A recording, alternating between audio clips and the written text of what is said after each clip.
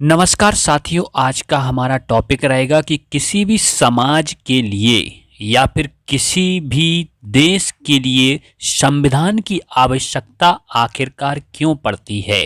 तो इस बात को हम कुछ डिफरेंट उदाहरण के साथ समझने की कोशिश करेंगे।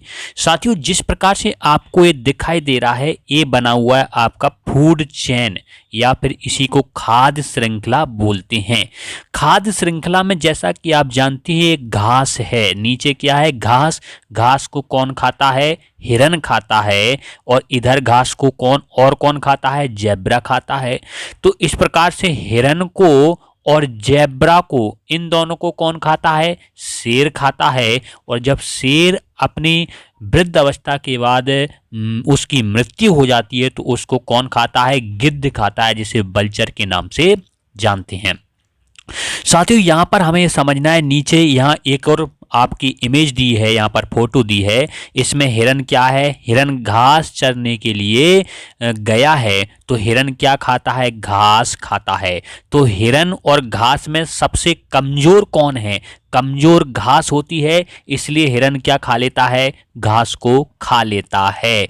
तो यहाँ पर कमजोर और शक्तिशाली को समझना है। शक्तिशाली हिरन है, कमजोर घास है, तो हिरन घास को खा लेता है। इसके बाद नेक्स्ट नीचे पिक जो दी है उसमें दिया गया है कि जो हिरन है या हिरन का बच्चा है उसको कौन खा रहा है? जंगली कुत्ता खा रहा है। तो यहाँ पर कमजोर कौन है? कमजोर हिरन है। और शक्तिशाली कौन है? पावरफुल कौन है? वो जंगली कुत्ता है। साथियों, जैसा कि हमने समझा है कि हिरन का शिकार जो जंगली कुत्ता कर लेता है, अब मान लेते हैं उसी समय पर तेंदुआ आ जाता है। कौन आ जाता है? तेंदुआ आ जाता है। तो इस प्रकार से जो कुत्ते ने अपनी मेहनत से जो शिकार किया था, उस मेहनत का फल तेंदुए को मिल जाएगा, क्योंकि वह तेंदुआ क्या होता है? शक्तिशाली होता है, इसलिए कुत्ते से क्या छीन लेगा? उसका शिकार छीन लेगा। इसके बाद मान लो तेंदुआ अपने शिकार को ले जा रहा था, उसी वक्त हमारा टाइगर आ जाता है, मतलब चीता आ जाता है। तो इस प्रकार से ऐसा कहा जाता है कि चीता तेंदुए से ज़्यादा शक्तिशाली होता है और तेंदुआ थोड़ा सा हल्का सा कमज़ोर होता है।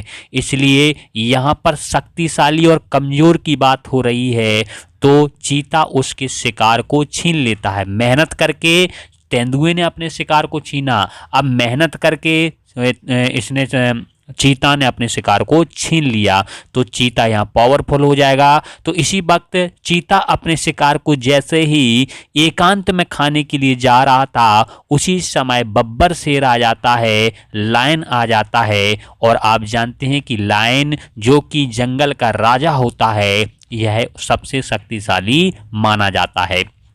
तो यहाँ पर इस शेर को क्या हुआ है? शेर ने क्या किया है? बब्बर शेर ने यहाँ पर चीते से शिकार को छीन लिया है। तो साथियों, इस प्रकार से हमने समझ लिया है कि इस प्रकार से जो हिरन था, हिरन का शिकार मेहनत करके जंगली कुत्ते ने किया था। तो यहाँ पर जंगली कुत्ते ने क्या किया था? सबसे मेहनत की थी सबसे ज़्यादा अपने शिकार के लिए, लेकिन अंतिम रूप से शिकार मिलता है किसको? बब्बर शेर को मिलता है।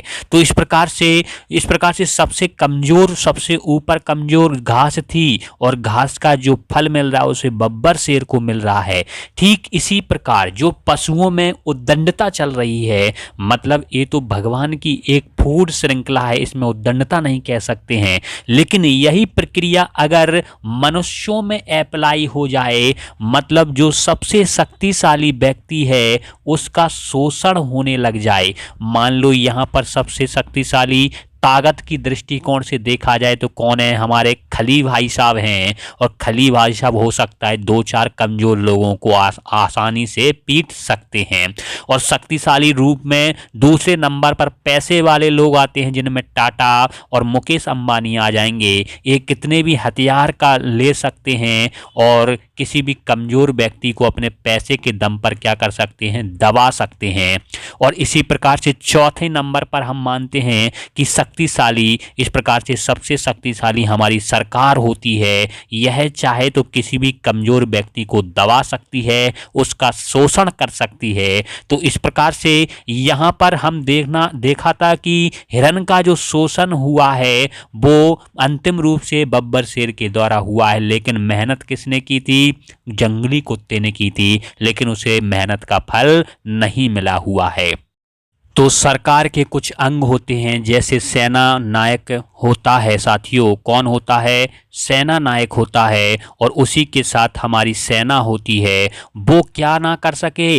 इन गरीबों का शोषण ना कर सके। तो इसके लिए कोई ना कोई नियम या कानून बनाना पड़ेगा। जे हमारे नीचे कौन बैठे हैं? गरीब हैं, कमज़ोर हैं।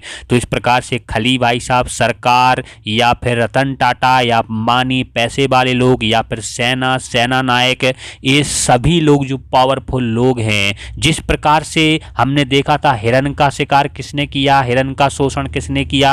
कुत्ते ने, जंगली कुत्ते ने। जंगली कुत्ते से शिकार को किसने छीना? तेंदुए ने किया। तेंदुए से किसने छीना? चीते ने। और चीते से किसने छीना? बब्बर शेर ने। तो जो शक्तिशाली है वो अपने से कमजोर व्यक्ति का क्या कर लेता है? शोषण कर लेता है। यही अगर जो पशुओं की श्रृंखला है, यही प्रक्रिया अगर मनुष्यों में लागू हो जाएगी तो इस प्रकार से जो शक्तिशाली व्यक्ति है वो क्या कर लेगा? कमजोर का शिकार कर लेगा। अब कमजोर में हमारे गरीब आ सकते हैं और कमजोर में हमारे बच्चे आ सकते हैं, कमजोर में हमारी महिलाएं आ सकती हैं। इनका किसी भी प्रकार का शोषण ना हो, इसी शोषण से बचाने के लिए बच्चों को, गरीबों को और महिलाओं को शोषण से बचाने के लिए सभी देश के लिए, किसके लिए? सभी देश के लिए और सभी समाजों के लिए, सभी प्रकार के समाजों के लिए किसकी आवश्यकता होती है? संविधान की आवश्यकता होती है। मतलब संविधान एक ऐसा नियम और कानूनों का एक ऐसी किताब होती है जो पशुओं की तरह हो रही उद्दंडता से बचाने के लिए, मतलब जिस प्रकार की उद्दंडता पशुओं में हो रही है उस प्रकार की उद्दंडता मनुष्य ना कर सके, तो मनुष्य एक नियम या कानून या आदर्श के साथ चले। वह नियम, कानून या आदर्श कौन बतलाता है? हमारा संविधान बतलाता है। इसलिए किसी भी समाज के लिए और किसी भी देश के लिए संविधान एक अति आवश्यक कानून होता है, एक अति आवश्यक पुस्तक होती है। इसलिए हमें संविधान की बहुत आवश्यकता होती है। संविधान के बिना किसी भी देश या किसी भी समाज की कल्पना तक भी नहीं की जा सकती है। यहाँ तक के लिए बहुत बहुत धन्यवाद। जय हिंद।